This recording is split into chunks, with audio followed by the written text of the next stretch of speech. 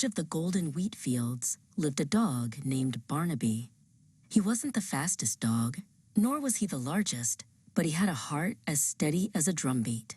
Barnaby lived with Silas, a kind farmer with silver hair and a gentle smile.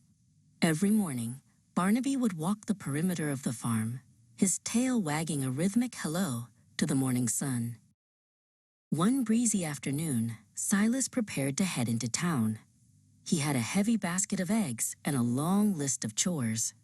"Keep an eye on the house, Barnaby," Silas said, patting his pockets to make sure his leather wallet was safe.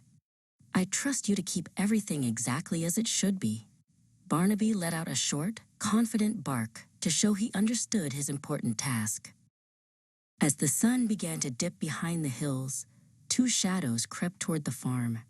These were not friends of the farm, but two sneaky thieves named Jasper and Monty. They whispered to each other, eyeing the quiet cottage. They thought that with the farmer away, they could easily take whatever they pleased from the porch. But Barnaby was not asleep. He heard the rustle of the grass and the soft crunch of gravel. He stepped onto the porch, his fur bristling. He didn't growl yet. He simply stood tall, a silent sentinel in the darkening yard. He knew his duty was to protect the home that Silas loved so dearly. When Jasper stepped into the light of the moon, Barnaby unleashed a mighty bark that echoed through the trees. It wasn't a mean bark, but a brave one that said, "Not on my watch." Startled by the dog's fierce loyalty, Jasper tripped over his own feet and scrambled backward, his eyes wide with surprise. The thieves vanished into the night, realizing the farm was well guarded. Later, Silas returned home, tired but happy. As he walked up the path, he reached into his coat, but his heart sank. His leather wallet, containing all the money from the market, had slipped through a hole in his pocket. He didn't notice it fall into the tall grass near the gate. After Silas went inside to rest, Barnaby stayed out for one last patrol. His nose twitched.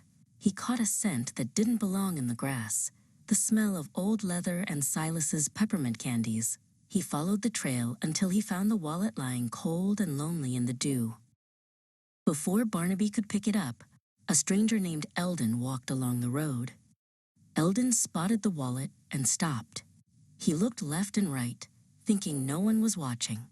He reached out a hand, his fingers twitching with the thought of keeping the gold coins inside for himself. Suddenly, Barnaby stepped out from the shadows. He placed a firm paw directly on top of the wallet and gave a low, warning rumble in his chest. He looked Eldon straight in the eye. Barnaby knew the wallet didn't belong to the stranger. It belonged to his friend, and he would not let it be taken. Eldon realized he could not outwit such a loyal guardian and quickly hurried away. Just then, Silas came back out with a lantern, searching the ground with a worried frown. Barnaby picked up the wallet gently in his mouth and trotted over to the farmer, dropping it right onto his boots. Silas gasped and knelt down, tears of relief in his eyes. "Oh, Barnaby, you found it," he cried.